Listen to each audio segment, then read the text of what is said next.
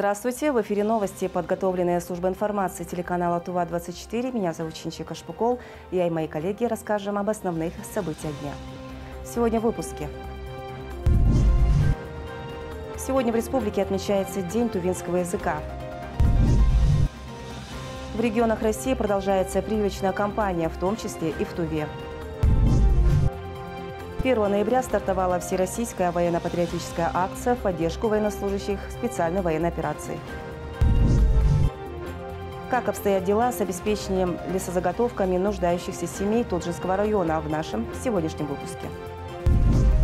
А теперь об этом и не только, более подробно.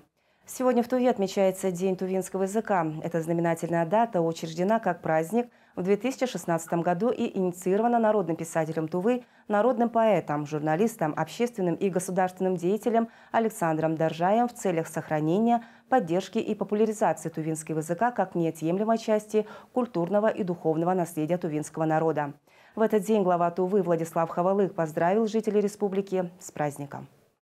Поздравляю с Днем тувинского языка. Родной язык – наше наследие и наша гордость. Благодаря ему в сказках и легендах до нас дошла мудрость предков. На тувинском языке созданы литературные произведения и театральные постановки. Целый культурный пласт. Каждый из нас сегодня ответственен за сохранение и развитие родного языка. Призываю земляков уважительно относиться к тувинскому языку, используя в быту, не искажать его нормы, не пренебрегать чтением тувинских классиков и, главное, прививать любовь к родному языку, детям и молодежи. И в продолжении темы в честь праздничной даты по традиции в Доме народного творчества прошел 8-й республиканский форум «Тувинский язык. Достояние народа». В рамках мероприятия учителя, языковые активисты, преподаватели, ученые и те, кто вносит посильный вклад в развитие и сохранение тувинского языка, были удостоены государственных наград разных уровней. Тему продолжит Айрасат. Самая большая ценность народа – язык. Республиканский форум – это площадка для обсуждения актуальных вопросов, касающихся преподавания и функционирования тувинского языка и принятия решений. Проведение всенародного форума «Тувинский язык. Достояние народа» подтверждает нашу гордость и уважение своему родному языку. И неотъемлемое право граждан республики на свободное развитие и сохранение родного языка и культуры.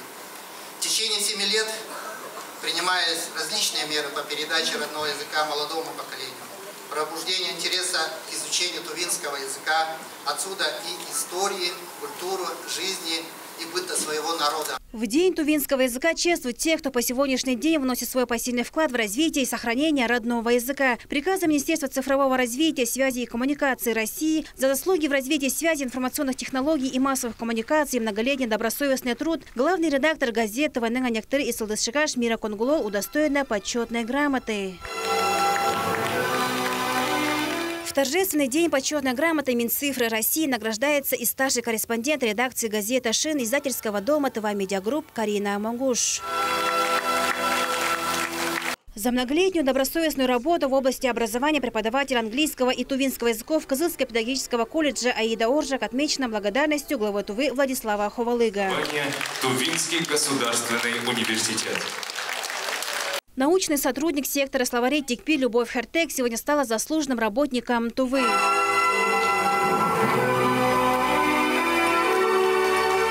Незнание тувинского языка может привести к исчезновению национальной культуры, ведь уровень развития родного языка – это показатель духовности народа. Это душа и сердце, без которой не выжить ни одной нации. В День тувинского языка подвели итоги и национальной литературной премии. В номинации за лучшее произведение, посвященное героям и защитникам Родины, победителем стал Алексей Конгар.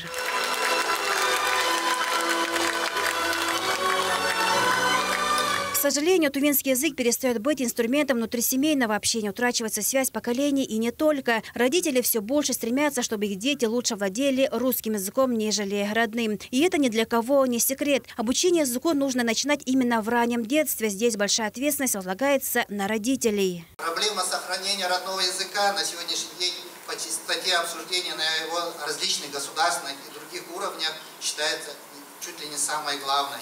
В частности, можно перечислить несколько самых обсуждаемых проблем.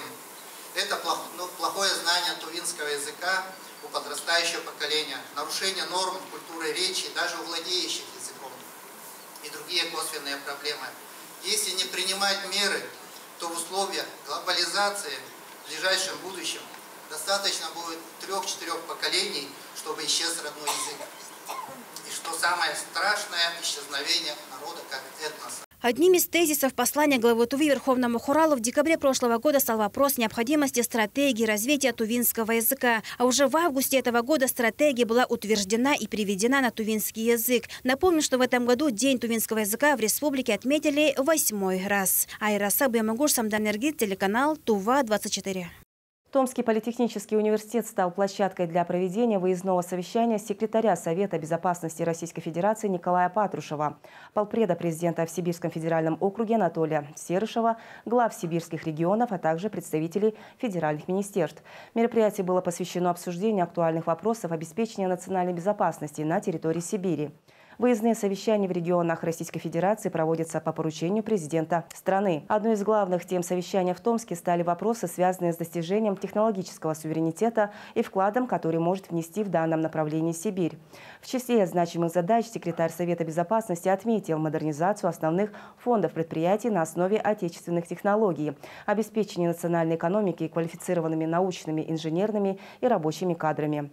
Так, необходимы дополнительные меры по повышению оплаты труда российских ученых, обеспечению их жильем. Также следует повышать привлекательность для молодежи среднего профессионального образования, активнее создавать в образовательных организациях классы инженерной школы. В совещании принял участие и глава Тувы Владислав Хавалых. Президент страны консолидирует все силы для достижения реального технологического суверенитета. Это включает использование научно-производственного потенциала регионов. Совсем недавно мы утвердили план реализации стратегии социально-экономического развития Сибири до 2035 года. Положение программного документа во многом заточено на то, чтобы выполнить задачу, поставленную президентом. В ряде российских регионов фиксируют рост заболеваемости гриппом и коронавирусной инфекцией. По словам министра здравоохранения Российской Федерации Михаила Мурашко, рост пока умеренный. Мурашко отметил, что сейчас необходимо своевременно пройти вакцинацию против гриппа. Сейчас в регионах России как раз продолжается прививочная кампания, в том числе и в Туве. За предыдущую неделю в Туве зарегистрировано 412 случаев обращений в медицинские организации по поводу острых респираторных инфекций, в том числе 235 детей. Против гриппа вакцинированы более 140 тысяч человек. Обязательной вакцинации подлежат дети и беременные женщины, люди с хроническими заболеваниями и старше 60 лет, а также работники, чья деятельность связана с контактами с большим количеством людей. По данным кабинета врача-инфекциониста, амбулаторно обращаются в день 2-3 человека с клиникой острой респираторной вирусной инфекции. Напоминаем, что если беспокоит, появились жалобы на кашель, на повышение температуры тела, на насморк, на головные боли, необходимо, если температура высокая, необходимо вызвать на дом неотложную медицинскую помощь по номеру телефона 218 63.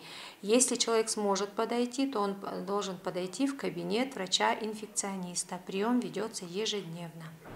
В республике для прививки против ОРВИ используются такие вакцины, как Савигрипп и Ультрикс Квадри. Прививки проводятся в медицинских учреждениях, а также могут быть организованы специальные кампании для массовой вакцинации трудовых коллективов. Для маломобильных граждан существуют прививочные бригады участковых служб, которые выезжают адресно. Я студент-медик, будущий медработник, и так как я в будущем буду медработником, я ежегодно делаю прививку от гриппа, чтобы обезопасить себя и своих родных.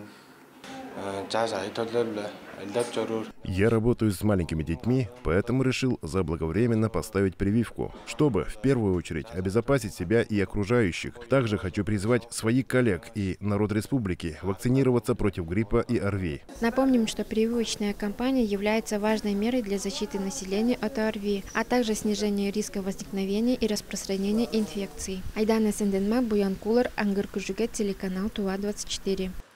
1 ноября стартовала всероссийская военно-патриотическая акция в поддержку военнослужащих специальной военной операции «Пишу тебе, герой» и «Блиндажная свеча». К акции присоединились юноармейцы Тувы. Более подробно узнавала наша съемочная группа. Военно-патриотическая акция проводится не в первый раз и стала уже доброй традицией. С начала проведения специальной военной операции дети нашей республики написали более 20 тысяч писем и отправили на фронт более 3000 блиндажных свечей. Мы сегодня уже проводим мастер-класс в 3 разных площадках. Это плетение маскировочных сетей, письма солдату пишут дети, а также изготавливают из подручных средств блиндажные свечи.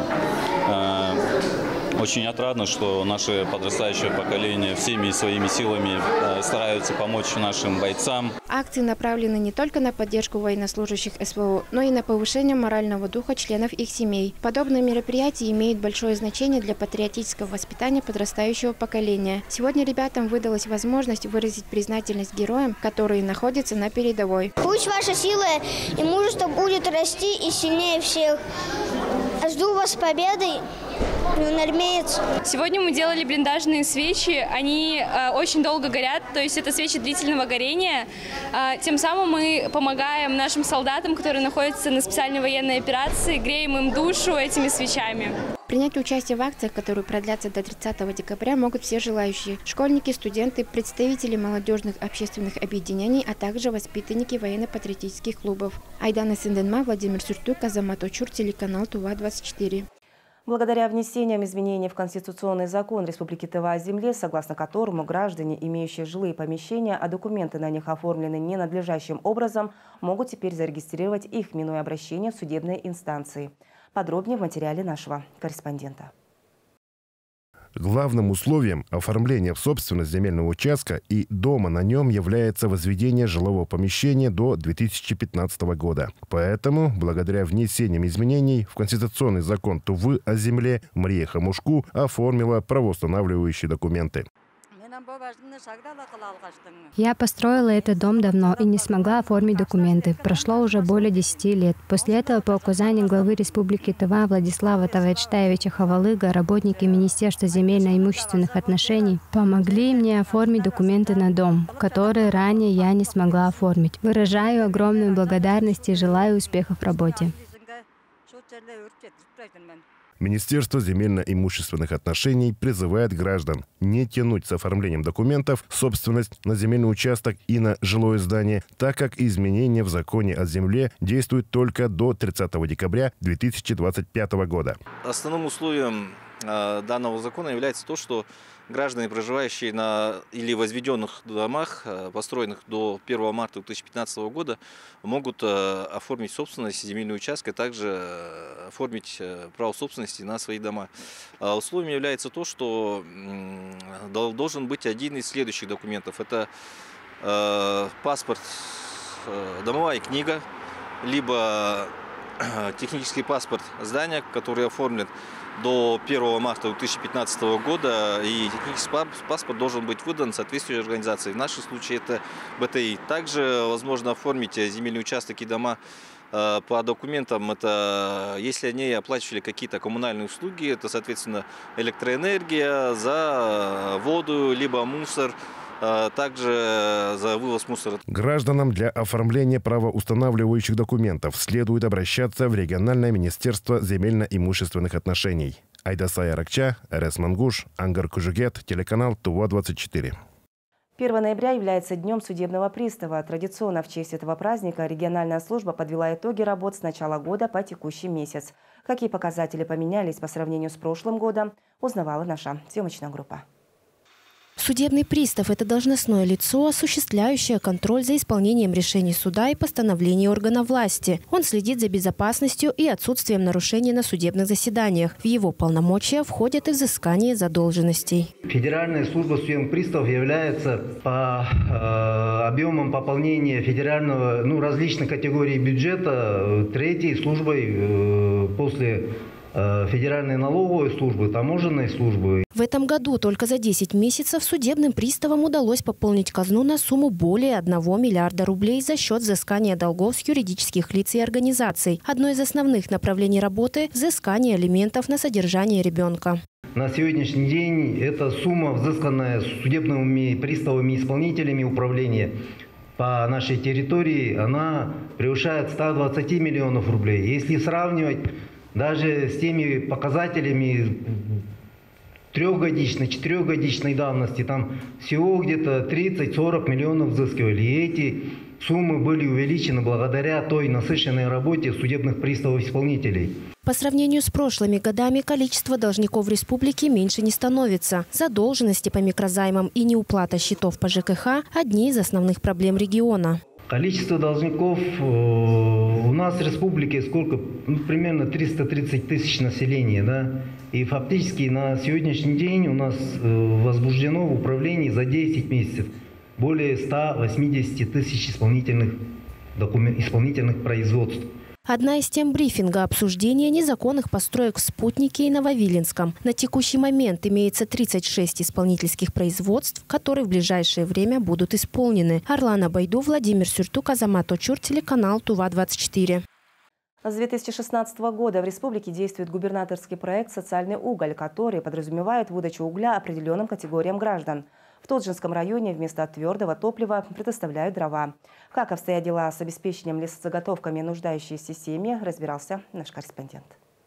Выпал снег, а это значит, что пора лесных пожаров прошла. Тем не менее, сотрудники региональной авиалесоохраны не сидят сложа руки. Уже вторую неделю волонтеры в лице парашютистов, десантников и специалистов Министерства лесного хозяйства и природопользования республики помогают администрации Тоджинского района в заготовке дров для многодетных и малоимущих семей. На прошлой неделе начали работать 20 человек, 7 парашютистов пожарных авиалесоохраны и 13 работников Тоджинского авиаотделения.